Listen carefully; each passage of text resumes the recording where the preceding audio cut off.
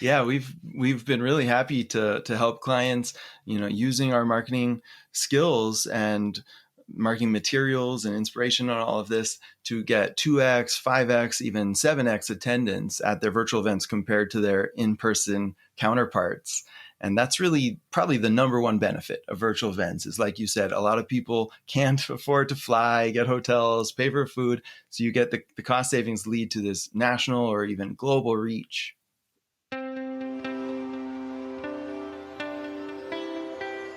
Are you looking for ways to shorten your marketing learning curve and help your organization survive and thrive? Welcome to Relish This, the Purpose Marketing Podcast, a show for purpose-focused leaders who want to use marketing techniques to fuel their organization's growth. If you're a returning listener and you haven't subscribed already, we'd love to have you. Also, please consider leaving a review wherever you listen to podcasts. Now here's your host, author and marketing specialist, Stu Swineford.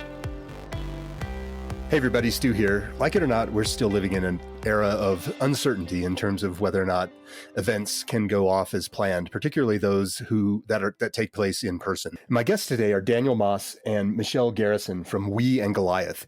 They're both co-founders of that organization that specializes in bringing some real power to virtual events. They help people promote and put on virtual and hybrid events, as well as in person, but they really tend to focus on the idea that we can reach a much wider audience through virtual events. If you have hung your hat historically on fundraising at events for your organization, these guys have some amazing ideas on how to ensure that your next event, particularly a virtual event, goes off without a hitch. We talked about all sorts of great stuff today, including, really talking about how to get audiences engaged in your events so that they become interactive as opposed to just another Zoom call. People are really getting Zoom fatigue, but Daniel and Michelle at We and Goliath can really take your events to the next level. So this is an amazing episode. I hope you enjoy it. Here we go.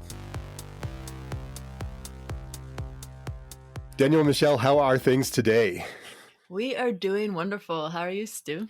I am great. And thank you for being on the show. I'm really excited to learn more about what you are up to over there at We and Goliath with event planning and all of that fun stuff. And would love to know how you got into that space. Great. Thanks, Stu. So We and Goliath is all about helping mission-driven organizations host more inspiring, meaningful events online. And we started, unlike most event agencies, not just doing in-person events, but doing digital marketing and design, and as well as event organizing, in-person events for nonprofits, as well as I have about 10 years experience, workshop facilitation for nonprofits, and then as a marketing director for 4 years. So we bring a lot of this focus on not only how can you make your event more interactive and engaging, but how can we make it beautiful? How can we grow your audience? And how can we just reach whatever your goals are? We're really optimizers, right? We care about results. We care about making an impact, and we want to do whatever we can to within your budget to maximize your long-term goals beyond the event. Nice. And so are you primarily doing, I'm sure it's a little bit of a mix at this point, virtual and in-person and hybrid. What are you noticing people doing these days in terms of events and really leaning on that element of their fundraising that has traditionally been, one of their go-to things to do to raise money? Yeah, so we do primarily virtual, and we are starting to move into hybrid now that things are opening up more. Last year, we dabbled in hybrid, but then some things got shut down again. So we've all been on this roller coaster together, so we know how it is, and we've really enjoy the virtual side, and want the hybrid events to not make the virtual attendees feel like second-class citizens. So, Right. so it's all about sort of balancing both of the audiences. Mm-hmm. And getting creative, like you said, for fundraiser events, for example, with how are we going to raise funds during the event, in advance? How are we going to shift that in the virtual experience? So we can definitely talk about that, and really maximizing the benefits of the virtual side, I guess, has been our primary focus. Yeah, it's not all bad, right? You certainly can reach a larger audience with a virtual event in theory. I know that early on there were some really, really clever things going on where people were essentially running concerts within gaming platforms and reaching millions and millions of people. That if you just had held a concert, be able to fill a 100,000 person stadium. So there's certainly some good things that are available there. Yeah, we've been really happy to help clients, using our marketing skills and marketing materials and inspiration on all of this to get 2x, 5x, even 7x attendance at their virtual events compared to their in-person counterparts. And that's really probably the number one benefit of virtual events is, like you said, a lot of people can't afford to fly, get hotels, pay for food. So you get the cost savings lead to this national or even global reach. Mm-hmm. What are some of the things that you've seen people do? What are some interesting ways that people have overcome that hurdle of or maybe I guess fear of running a virtual event that they've been able to take advantage of? Well, some of the things that we really enjoy and we enjoy helping clients with are bringing more organic networking opportunities and even matchmaking opportunities similar to a dating site. We can match people up based on their interests and their projects that they're working on. So that in the conference platforms that are available today, we just have so much more capabilities to aggregate data and select the right people for each other. So that's been really fun. We've also done after parties with musicians, chefs that come on to do a cooking show. Sleep scientists, yoga, meditation.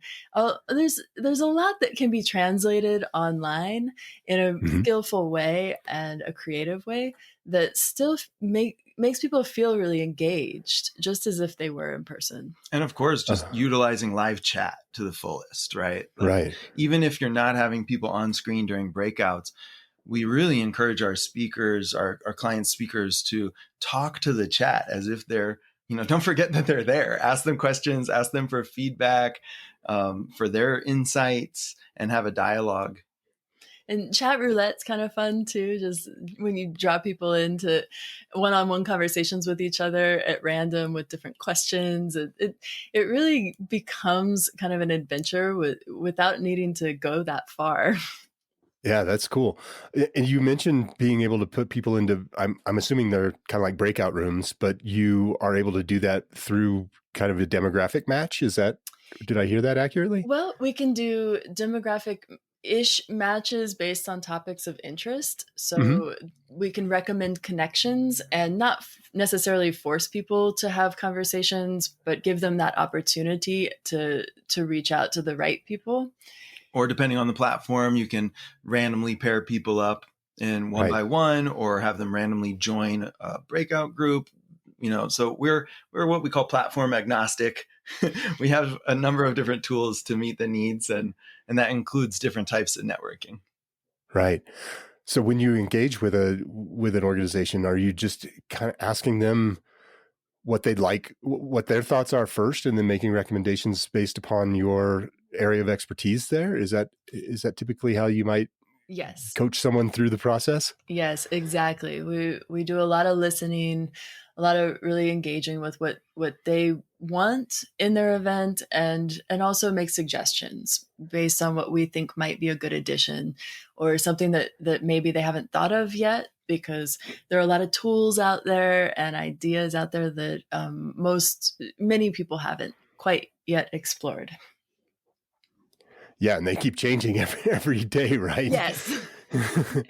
Yeah, it's really cool to see how some of the platforms have continued to add features and enable new abilities and opportunities to to engage in a variety of different ways. It's been really cool to see how quickly the technology has evolved as necessity has been driving that. It's really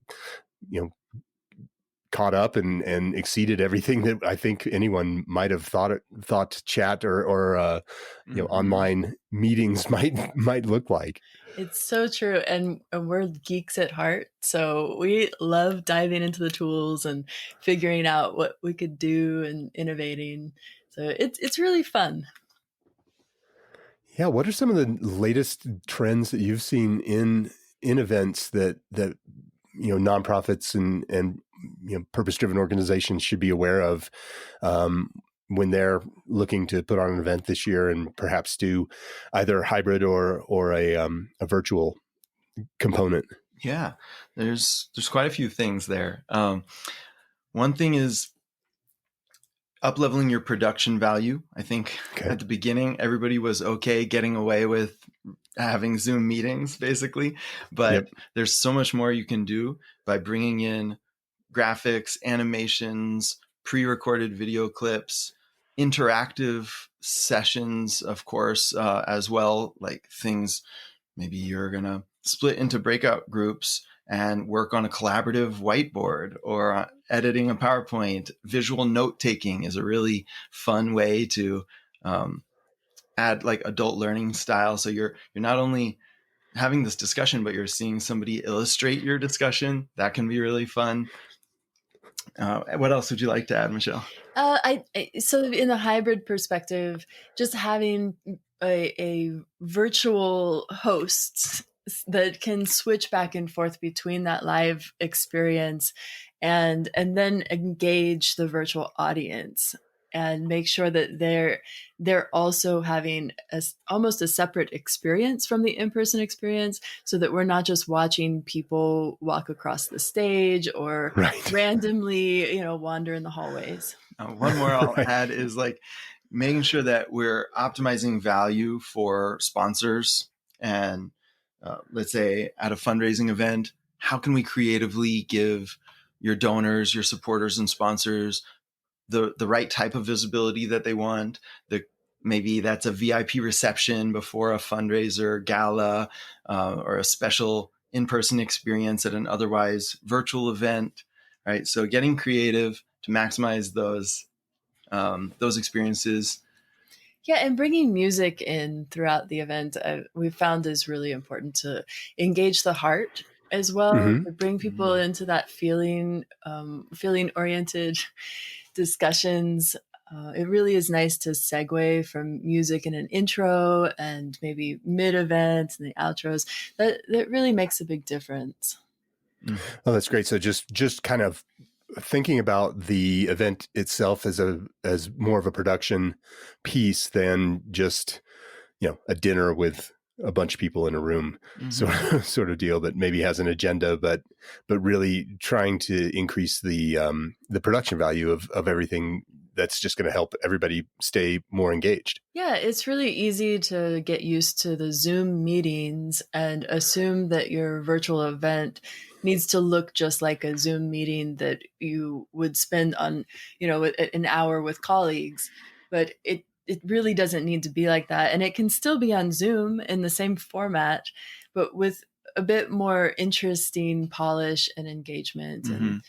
Yeah, we're working on one gala right now. It's like a 50th anniversary gala. And so they're bringing in the voice of members in short segments that we're helping them pre-record, as well as having a number of quick fireside chats. You can pack so much into an hour especially when you pre-record or pre-produce your event. Right. So it becomes, there's no such thing as Zoom fatigue when you're like watching Netflix, right? Zoom fatigue is like, in other words, like if the content is entertaining, if it's fast moving, if it's polished, people will watch a full hour and they'll be like, we want more, right?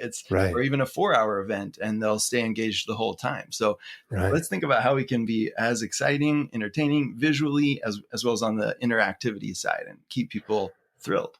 One of our favorite events we had comedian hosts, and it was so fun because they just bounced back and forth with each other, and we're kind of poking fun at each other, but then like bringing in some of the presenters into the discussion, and it kept things interesting and light. That's great. I've definitely am, my brain's going crazy over here in terms of how slick a virtual and even a hybrid event could be by bringing in those elements and essentially allowing both of those kind of audience groups to have a really unique experience. I can see how that would play really well. What are some of the things that, I mean, I could also see, people particularly in the nonprofit space thinking, well, I'm an executive director of a nonprofit. I don't necessarily, I'm not an MC, or I don't really know how to produce a slick event like this. What are some of the things that you bring to the table to help, to help someone in that role make sure that they are able to kind of knock these events out of the park? Yeah, well, part of it is really taking stock of your current network and your current community. And we can help to make suggestions and bring people to the table that if somebody that is within a nonprofit doesn't really have that same level of connections, but typically in a nonprofit member group, there's some real talent and some people that are really willing to come to the table and participate in the event and do it for free out of the goodness of their own heart, right? Like they, and so starting there, finding some of your power members, in a sense, the people that can show up and really bring energy to the event. Yeah, maybe you've got a celebrity supporter in your network and you could invite them to be an MC for your event. We're doing that with the Equal Rights Amendment Coalition in a month. Mm-hmm. They have an actress and had Alyssa Milano at their previous gala with us last year.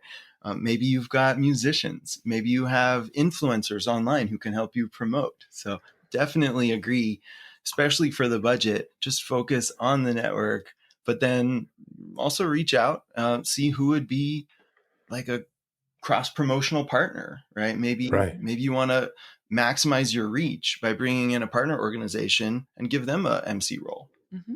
Yeah. And if you need help with that, we do have partners and team members that can help do some of that outreach to find those connections for you. Oh, that's great. So that's a resource that you provide there at We and Goliath. Yeah. For example, we got the Women's March to promote one of our women's related events. We've got Marianne Williamson as a keynote speaker for a hybrid event a couple of years ago, things like that. Oh, that's great.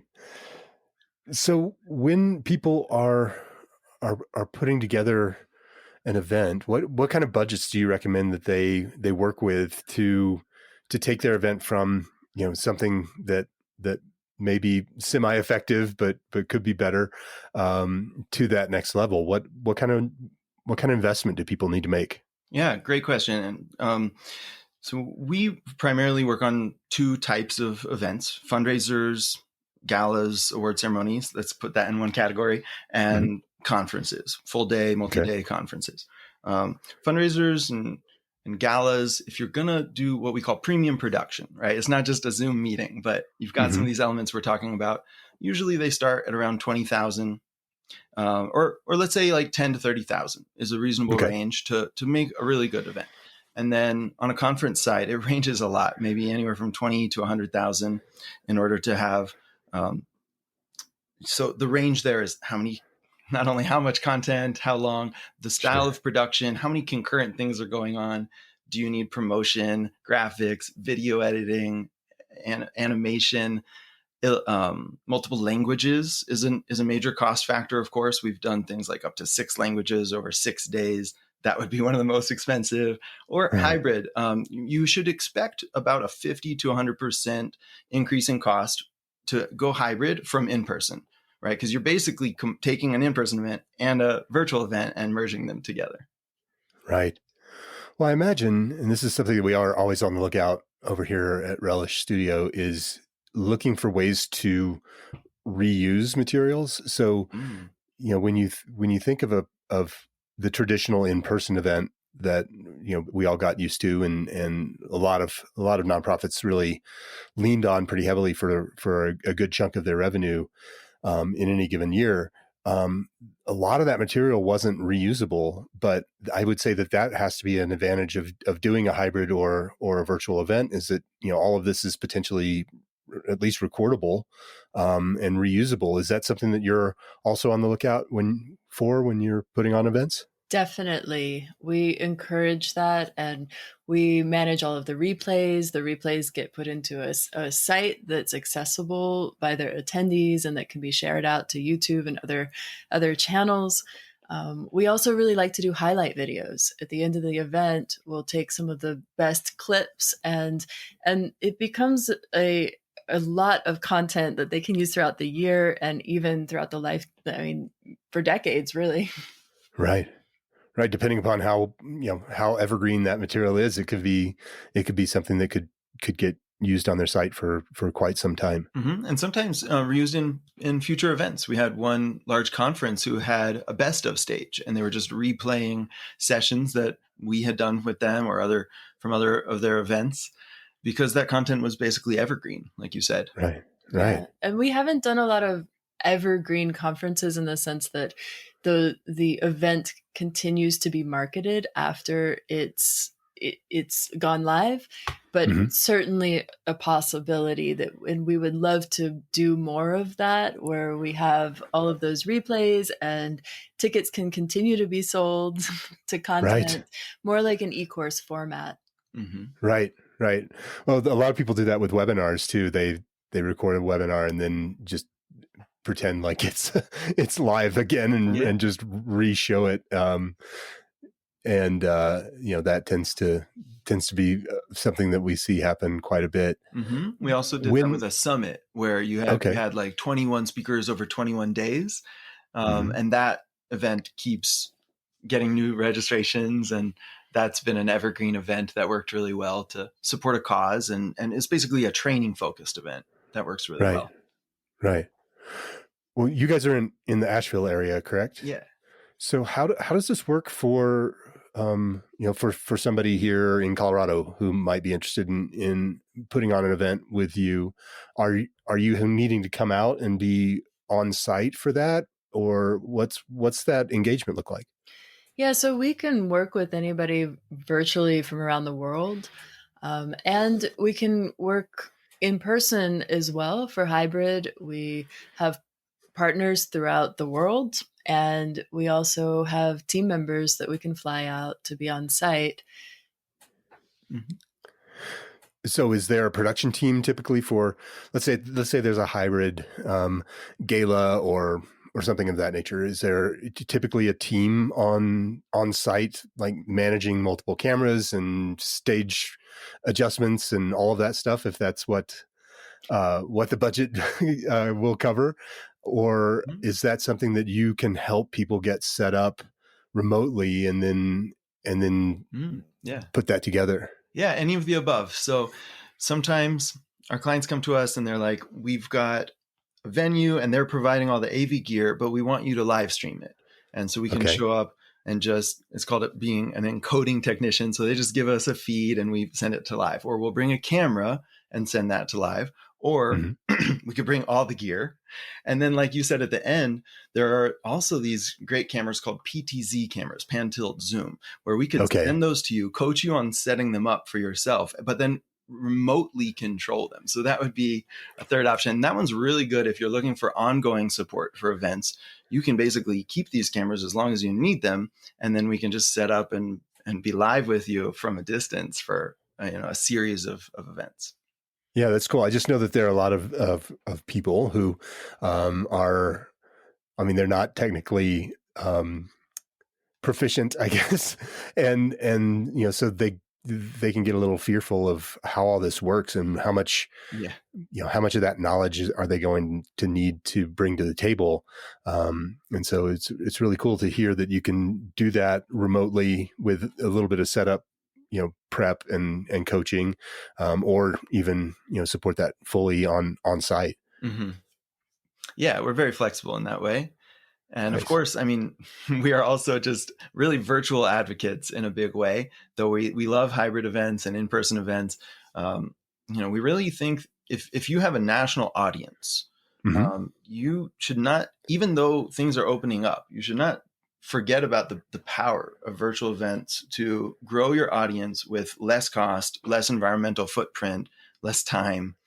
And that's probably where we shine the most is how can you Okay. use the marketing, the design, the production, the partnerships to reach that national audience, global audience, have that evergreen content. And then have a potentially smaller virtual or in-person event Right. of VIPs that are willing to fly out and be there in person. And it really takes a lot of stress off of the planning as well. And I don't want to mitigate the planning for virtual because it is definitely it's involved. It's not Hmm. something to just ignore. But the in-person has a lot more logistics to figure out. Yeah, for sure. I think, having been on the board of a couple of nonprofits and have seen how galas work, it takes a ton of planning for either a virtual event or an in person. But there's certainly some cost savings or cost savings opportunities with a virtual event, in theory. Obviously, I'm sure that there are other things that one can invest their budgets into for a virtual event, but there's certainly a lot of just built-in costs that you wouldn't incur for a virtual event. So what's your process with somebody who is putting on, let's just say they're putting on a virtual gala type of event? Walk me through what that engagement might look like so that people can get an understanding of what they would need to prepare for. Great. So, I mean, we always start by offering groups a free virtual event strategy session. So we just love to brainstorm with you about your event. How does it look like in person? What do you envision in a virtual or hybrid scenario? What are your goals for the event in terms of fundraising dollars, educational content, inspiration, partnerships, etc.?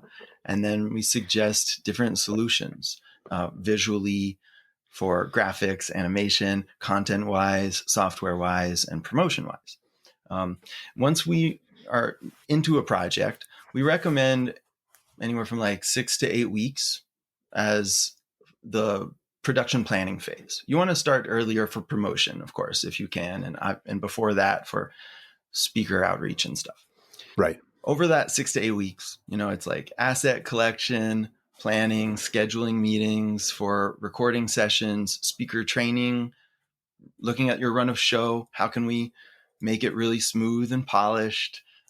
Design and review. So that would be event websites, graphics, promo materials, and then a rehearsal, live event. And then, like Michelle said, those highlight videos and reports and recordings afterwards. And we've done it in as little as 3 weeks, actually, for a 70 session conference. Holy smokes. So we've really worked a lot on systemizing, right? Making it easy to make the decisions about all the tech options and giving you templates for things. So we're pretty proud of that as well. Nice. Do you think the virtual events work for most types or most sizes, I guess, of nonprofits? Could everyone benefit from this type of an event? Yeah, absolutely. We've done events for local chapter organizations, local charities, etc., as well as multi-million member charities, and they work great. And it just, depending on your budget, how big are you going to go in terms of the content, guest speakers, production value, etc. Nice. What are some of the pitfalls that people tend to fall into when trying to put an event on? What are some of the things that people should look out for as they're exploring an opportunity to do an event, or maybe even in the process of putting something on? Yeah, well, we really believe in engaging the audience as much as possible. And we've seen that in many circumstances, a client might come to us with an agenda where there's a lot of presentations happening Mm-hmm. without the audience being able to interact with what's going on. So that I would say is one of the bigger pitfalls, because the attendees are not as satisfied with that experience when they can't actually participate. So we like to encourage our clients to look at the ratio of presentation to engagement, and really take stock of what their audience really wants, and look at ways to bring them into the conversation. So that's a big one. Another one is just coming to the presentation and reading off of a script, Right. looking down instead of at the camera. Just the basic presentation skills that apply in person really apply online as well. Yeah, I'll add, not starting early enough is probably a common thing during COVID. We got plenty of those requests, like, we got canceled in this in-person event and we have 2 weeks, we have 4 weeks. Okay. And so there's limited things you can do, obviously, in that timeline, unless you have a team who's ready to rock it. And then since we're on the, relish this, it's like, not enough promotion. If you're going to put all this effort into great content for your event, give yourself plenty of time and plenty of budget to spread the word, to grow your audience. And we could talk about that side as well, for sure. Yeah. How far in advance do you recommend people start really hyping the event and getting people ready for this experience? That's very relevant, I think, to your audience. How connected is that audience to you? You need less time. If they're already familiar with you and they're kind of pre-sold, they're used to hearing from you. More time if you need to warm them up to you. And in that case, maybe you need some pre-content, like a podcast, for example, or a pre-event, a free event that leads up to a paid event, in order to really get them ready for your bigger engagement. Gotcha. So like everything, it sort of depends on the situation. Yeah. And if it's an annual event, if it's something that continues, then we really like to look at the life cycle of your event, and what can you do even post event to keep people engaged and to keep them coming back. So maybe you're doing a series of events every month to just keep that interest going, so that when you gear up for the main event the following year, your members are already really on board. Yeah. But I guess for a straightforward answer, 1 or 2 months for promotion for a virtual event is probably average that we would recommend. Okay. Yeah. I was trying to think, one of the boards I was on, had an annual event, and I think they would start, kind of promoting it about 6 to 8 weeks out. Mm-hmm. And then really, leaning on people as the event got closer, if there were still tickets available to that. And that was a live event. But then, in 2020, right? 2020, they had to go to completely virtual. And I think it was a little bit of a change, because this was, there was a lot of fear involved in that, because they just had no idea how that was going to turn out. And it ended up being, I think they ended up raising at least as much money as before, and didn't have, the same production costs, just because it was virtual. They didn't need a venue or, to hire a chef and all that kind of stuff. So it's really interesting how we get kind of stuck in a way of doing things, but there are always other opportunities, even I would say people would benefit from making sure that they have kind of a mix of ways to engage. What do you mean by mix of ways to engage? Well, instead of just saying it's going to be all 100% live this year, or 100% virtual, making an opportunity where people can engage however they see fit, I guess. Yeah. Like I guess I'm going with, hybrid events seem to me like that would be an interesting approach for people to take right now, given the uncertainty of whether or not a live event that's scheduled for, say, September or October will be able to go on. Yeah, it is true. It's important. And when we think about like multiple touch points in marketing, it's similar with events, just having multiple ways to engage. You're right. And to go even further with that, I would say for myself, I'm pretty introverted. And even though I like being at the in-person event, I also get a little bit tired in being in that event, and I don't tend to contribute as much. Whereas Mhm. I've found that online, and we've noticed this with our events, that more people can contribute through chat, and it's a much easier format to share and express opinions. Mm-hmm. Yeah. I would Yeah. add that in terms of different ways to engage, there's, like Michelle said, the event life cycle is interesting to think about, and how as a part of your event marketing or promotion, you could start getting people talking about your event within your organization, asking questions about, like almost like a survey of what would you, not only what would you like most to see in this event or topics and things, but what is your biggest challenge? What would be your favorite Mhm. takeaway from this event? Right? How could we serve you the most? Getting those types of discussions going on beforehand will really guarantee that there's more interest in your event, because you've got those pain points out of your audience in advance, right? It's sort of like taking a marketing strategy and applying it to your content planning. You know what I mean by that? Oh yeah, absolutely. I was actually just thinking about that. I'm part of an organization that is, I believe they were going to do a live event last year, and then that got, COVID challenges cropped up, and they had to cancel the live event and made it virtual.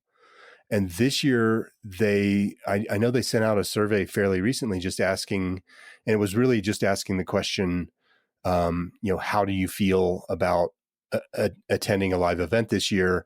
And it gave, a few different options for, I'm super excited, or I'm not excited because of cost, or I'm not excited because of COVID challenges, or, whatever it was. But giving given that you're already asking people questions, I love the idea of including some additional just content type questions Yeah. that if somebody's answering one question, they probably will answer two or three, and it's just a kind of a missed opportunity if you aren't trying to just get a little bit more information on how to put on or what people are interested in. Mm-hmm. I think that's just a fantastic idea. It can be amazingly, like shockingly effective to take the language from your audience and use it back to them in your Yeah. copywriting, right? This is Yep. surprisingly not enough marketers do this. I would say our greatest marketing case study was when I was marketing director for this nonprofit. They're a workshop focused nonprofit, and they do events as well, but it's mostly about workshops. So we interviewed people who had taken the workshop, like what was the main benefit that you got out of here? What was the number one challenge you're trying to accomplish or overcome? And we used that language in the copywriting, and we helped them get, I think it was like 53% increase in conversions on their workshop signup page, primarily from that reason, bringing in the voice of the customer, their pain points, their emotions, their goals. And I think that same thing applies to marketing, where marketing events, not just, well, I mean, that is an event as well, a workshop, but for all types of Sure. events. Yeah. So educational events, even, right? It's not like only sales focused or whatever. So it could be, how is this going to help you in your career? How is this going to help your organization or help you in all sorts of ways? You're bringing in the language of not just what you think this event is going to help for Mm-hmm. them, but Yeah. that it's going to click because it's coming Yep. from their mouth. Yeah. It's amazing how many times the problem that we believe that we solve for our clients is not the problem that they believe we solved for them. and yeah, it's really funny. I think that people tend to get caught up in the technology.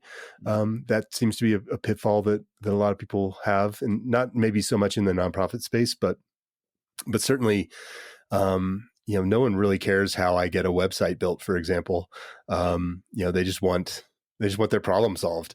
And so it's really cool that's a very great tip to try to tease out what the actual problems were, and then use that language to promote the event. Mm-hmm. And not only the language, but also shaping the agenda as well, Mm-hmm. and learning what people want to hear about and what they want to work on together. And it can really make for a much more interesting event when the attendees feel like they played a role in creating it. Yeah. Bouncing off that, I'm wondering, maybe in some nonprofits would even want to be asking their members, is there content that you want to bring into the event? Do you want to Mm-hmm. host a breakout session? Do you want to suggest questions in advance, at least, to people? And like I mentioned from our pre-produced events, you can provide video collection tools and let people send in clips of, let's say, thank yous or appreciations to the nonprofit at a gala, or to a retiring employee, or ask a video question. All sorts of content. And I think that makes it very entertaining, and people would feel really honored to be able to be invited to provide just, a 5-second, 20-second clip into your event. One fun thing as well is a lip sync video where you give all of your attendees a song that they can lip sync to. And we've seen some really fun things done where, they're just clipping it. They have different clips of people in the event that are singing and dancing to the song. Yeah, you could have a 3-minute song and show 60 different people doing their little version of that lip sync. I think that sounds really cool how you could cut that together. Yeah, that happened at a AFL-CIO conference, and I thought that was one of the most inspiring parts. Yeah, that sounds amazing. Actually, I'm just picturing it in my head. It sounds just incredible. Yeah, actually, in that case, they not only took like a popular pop song, but they rewrote the words a bit to be more meaningful for the cause. It was like very similar, and then they had all these women singing about it, and it was not only fun, but it was really inspiring because the tweaking of the words. Yeah, that's really cool. What other, you've mentioned kind of interactivity and getting people engaged in the event. So I'm envisioning, I'm sitting at home watching this event on my computer. What are some of the things that do bring that interactivity, that remote interactivity to a hybrid or a remote event? What are some of the things that you've seen work really well? Yeah, so it really depends on the format, because sometimes you can't talk to the audience, but other times everybody is on camera. Mm-hmm. And for the interactive part, getting as many people on camera as possible is always a good thing. Maybe not always. I'm sure there's circumstances where it's not, but it's usually a good thing. And also not being afraid to experiment a little bit with that format and have people unmute to cheer or dance together, or just, give people shout outs if they're excited about something. So there's a lot of engagement that can happen there, but also just calling people out to put a word in the chat or what they're experiencing, or questions that they might have. And then taking it to the next level of up-leveling the breakouts and really enrolling them into the breakout before sending them into the breakout, making sure that they're very clear about what's going to happen once they get shot into this, into the digital ethers, and they're sitting there with another person. And it's very common, if there hasn't been enough explanation beforehand, for somebody to get dropped into that environment and not quite know what to do and feel a sense of confusion. So bringing that more clarity before sending people in, and then when they come back out, allowing people to share what they experienced in that breakout instead of just jumping right into the next thing. I think we tend to move on too quickly from one transition to the next in virtual, but that space is really important to allow people to participate. And getting creative about the types of breakouts that you're doing and how often. So a lot of times people are just defaulting to presentation content with Q&A. But that's not what Michelle's talking about here. She's talking about give people a question to discuss in a small group, 2, 4, 5, 6 people, and something juicy, right? Like we're in a workshop environment here, not just a presentation style, some Right. workshop or a training. And we're saying, discuss how you've handled this challenge, or here's a challenge. Brainstorm a creative idea about how to handle that. You have 3 minutes. We want everybody to take 30 seconds, share your top tip. And then we're going to come back, and if you like, you can share a summary of your group's things with the whole group. And then let's brainstorm that even further. Okay, here are the greatest ideas. Let's all vote on these or something. Now we have a takeaway, right? So giving a focus to your breakout rooms within a session, that they have a challenge to it, and they know that they're valued, right? Their input. We call it crowdsourcing wisdom. So Right. we're like, we want to pull on you. You are experts at this event. You've been living this. So tell us, like we're going to use this content to create some best practices guide or to share back to you. And I think, again, people feel very valued. They they want to be seen and heard and contribute and not only learn. Right. Right. So at the end of the day, an organization that's doing any event is probably looking to drive some kind of engagement or revenue or donations or what have you from that event. What are some of the tools that you have, tools or ways to foster those donations? In an in-person event, I've seen some really fun interactive ways to get people to engage in a donation, like in a group donation capacity, like paddle raises and things of that nature. But what are some of the ways that you've seen and have helped nonprofits do that in a virtual space? Great. First of all, to be honest, most of the donations that have been raised have been in advance of the live event, right? So it's a lot about the relationship building with and then the live event portion is often honoring the people who've given around the campaign of that event with name visibility, maybe even letting them speak, or logos if it's sponsors. But then the live event donation is also very important, right? So we've done reverse auctions where you say, I'm looking for $3,000 to meet this specific need. Who here would be willing to reach that? We've done auctions where you're collecting the items and you've got the virtual auction that people can click around.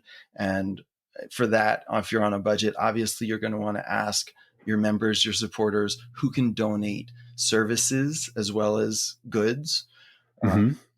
Things like some things that worked really well at auctions we've seen are like vacation rentals, right? If somebody has a second property and they could get that for a night or a week, or workshops, they have professional skills. They offer those trainings to members. And it doesn't have to be super focused even on the theme, as long as it's valuable to people.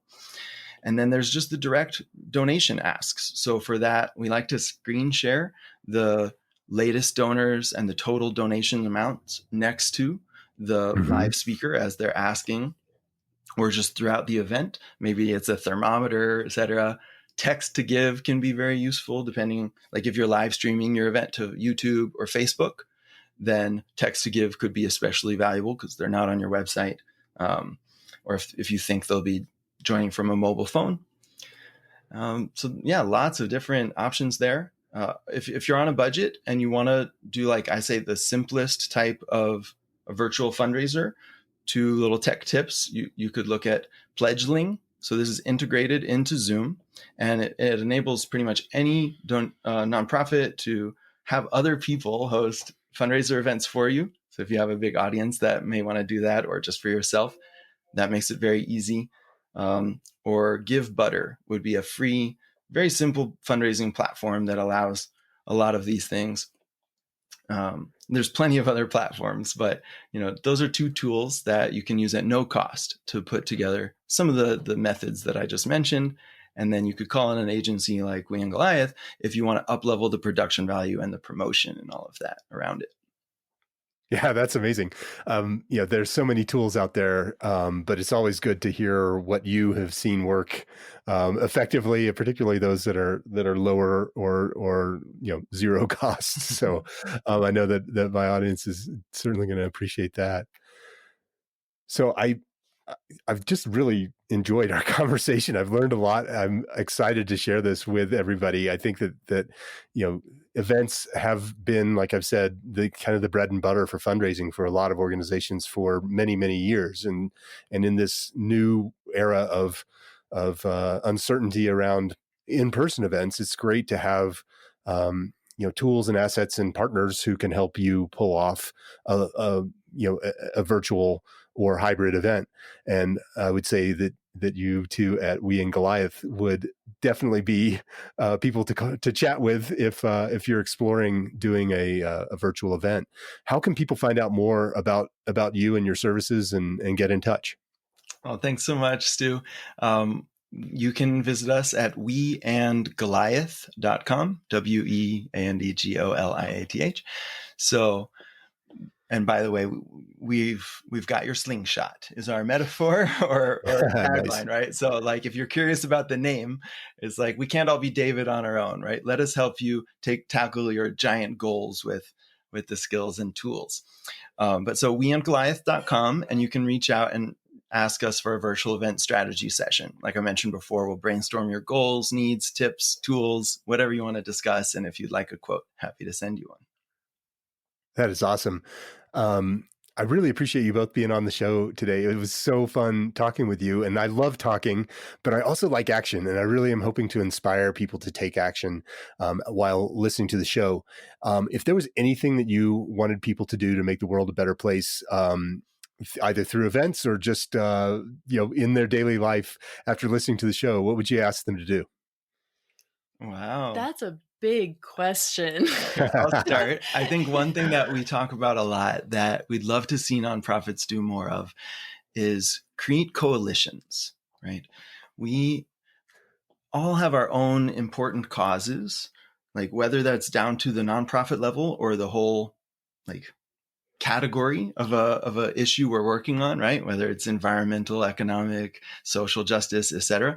But teaming up more with people in your space and across spaces, because these causes are so interconnected and we need to be supporting each other, sharing ideas, but also cross promoting, supporting each other's causes, getting our supporters to become cross supporters. And I'll give an inspiring video recommendation. If you want to hear more about the power of that, old video, Paul Hawken called from Bioneers. I think it's called The Other Superpower. And he shared how if all of these nonprofits and causes around the world were to team up, they would be even more powerful than the largest, than the US military, right? They are the most, right. There's hundreds of thousands of nonprofits out there, and we're unstoppable if we all team up. And I'll add to that it's one of the, or if not the main reason why we are so focused on empowering virtual, because we see the power in efficiency that this brings to the table. And we've had events with over 100 countries that show up to discuss really important issues and creating policy together. And so we're super excited about what we have at our fingertips right now, all of us, and the way that we can easily now communicate with each other and get things done much quicker. I love it. I mean, we are clear across the country almost from you guys, at least halfway across the country, and able to have a great show like this is something that would have been a bigger challenge 15, 20 years ago. So yeah, embracing that virtual opportunity, and I love the coalition building. I think that it's that old adage of high tides raise all boats, I think is how that's stated. So I think if we can all play really well together and create those partnerships that we're all going to win. Thank you both so very much for being on the show today. I had a really fun time talking with you, and am really excited to learn more about what you're doing and follow follow your growth and how you're helping nonprofits thrive. Thanks for being on the show. Thanks so much, Stu. Be well and good luck, everybody out there. Hope to hear from you and happy to support you. All right. Thanks, guys. And there you have it, another great episode of Relish This. Thanks again for listening. You can find past episodes of the show at relishthis.org. And remember, if you liked what you heard today, please subscribe and leave a review wherever you listen to podcasts. For more information on purpose marketing, grab your free copy of my book, Mission Uncomfortable: How Nonprofits Can Embrace Purpose-Driven Marketing to Survive and Thrive. Get your ccopy now at missionuncomfortablebook.com. Thanks again for listening. Come back next week, won't you?